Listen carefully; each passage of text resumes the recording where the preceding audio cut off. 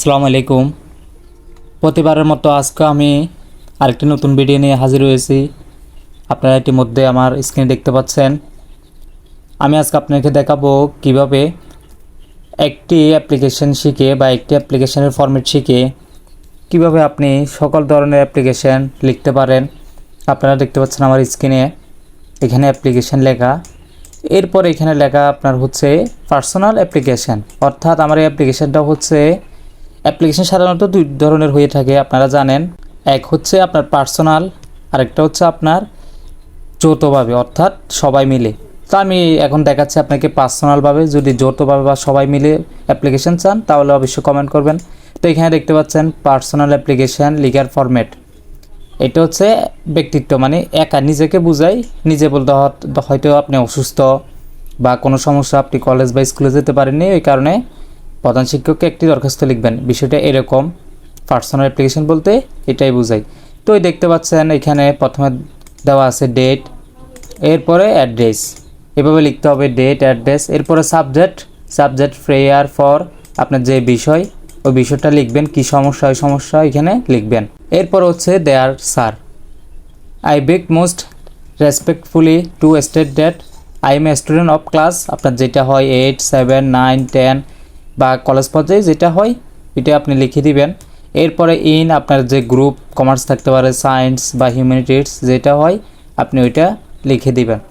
My class roll নং, আপনার role যেটা হয় ওইটা লিখতে পারেন। মাই ক্লাস রোল নং এটাই। I am a very lucky to study in search of a famous school বা কলেজ যেটা হয় স্কুল কলেজ ওইটা আপনি দিয়ে দিবেন। আপনার কলেজ হলে কলেজ, স্কুল হলে স্কুল। এরপরে দেখাচ্ছে বাট, কিন্তু মূল কথাগুলো কি লিখবেন, সমস্যার কথা, মানে এখানে বুঝাতে চাইছি। বাটের পরে আপনি মূল কথাগুলো লিখবেন। কি সমস্যা আপনার, হয়তো আপনার টিসি লাগতে পারে, আপনি কলেজ ট্রান্সফার করবেন, স্কুল ট্রান্সফার করবেন, বা আপনি অসুস্থ, বা আপনি পড়াশোনা আর করবেন না, বা কিছু সাহায্য লাগবে, পড়াশোনা বন্ধ হয়ে যাচ্ছে, আর্থিক সাহায্য, এরকম দিতে পারেন। এখানে মূল বিষয়টা আপনি লিখে দিবেন। কি সমস্যা, সমস্যাটা আপনি লিখে দিবেন। এরপর আপনি লিখবেন, এখানে দেখতে পাচ্ছেন so I therefore pray and hope that, দেখতে পাচ্ছেন এখানে স্ক্রিনে এটা আপনি লিখে দিবেন। আপনি এখান থেকে স্ক্রিনে এটা দেখতে পাচ্ছেন, এটা লিখে দিতে পারেন। এরপরে লিখবেন আপনার এখানে এর পরে বিষয়টা, যে বিষয়টা আপনার যে বিষয় লিখছেন এই বিষয়টা লিখবেন। তারপরে লিখবেন আপনার নাম, মোস্ট অবিডেন্টলি আপনার নাম লিখতে পারেন, আপনার রোল দিতে পারেন, আপনার শ্রেণী দিতে পারেন, আপনার কোন কলেজ ওইটা দিতে পারেন, কোন বিভাগ ওইটা দিতে পারেন। এগুলো আপনার ইচ্ছা, আপনি এটা জানেন অবশ্যই দরখাস্ত কীভাবে লিখতে হয়।